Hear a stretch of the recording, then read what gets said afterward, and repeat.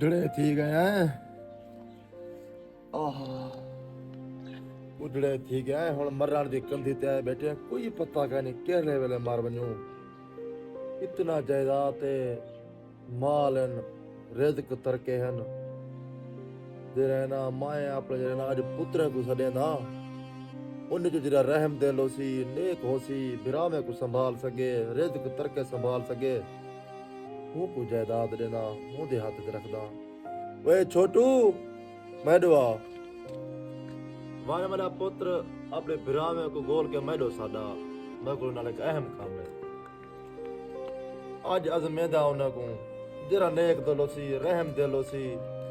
हूं को हर शय लिख देंदा जी अब्बा हजूर मेरे पुत्र आ गए वे या अबा मेरी एक गाल मनो तुस जने आज त्रिहाए वनो चोरी कर रहा हो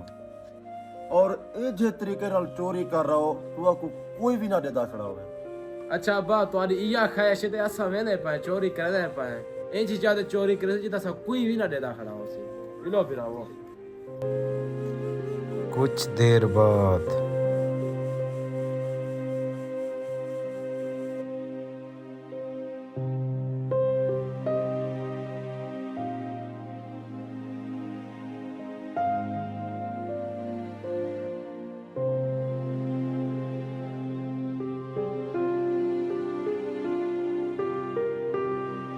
हां बा करे बे चोरी के डिठा ते कह नहीं अब्बा मैं हवा थी गया हवा वाला पक्खा चाह गया मैं को कहीं कहीं दिठा अब्बा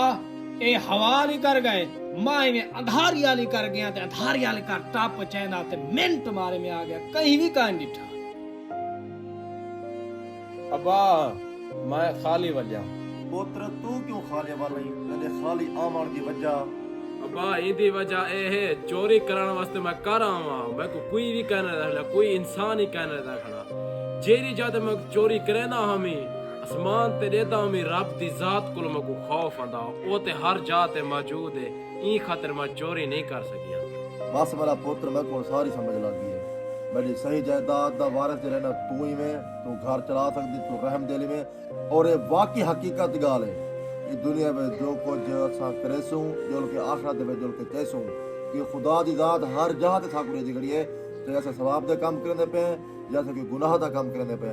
इस बात से जरा दिल में खौफ है ना खुदा दी जात दा बहुत बड़ा खौफ है बंदे को बहुत नेक इंसान और ईमानदार बनाने में अब्बा तुम्हारी गाल ठीक है तुसा जायदाद दा वारिस साडे ई भिरा को कर दियो साको कोई इशू का नहीं लेकिन असा आज दो भिरा तौबा करने असा आज को कोई चोरी न करे सू साको शर्मिंदगी महसूस थई खड़ी इंसान ये सोचकर गुनाह करता है कि उसे कोई नहीं देख रहा मगर वो असली हकीकत से वाकिफ नहीं होता कि उसे रब की ज़ात देख रही है जो बहुत बड़ी कुदरत रखने और ताकत रखने वाली है।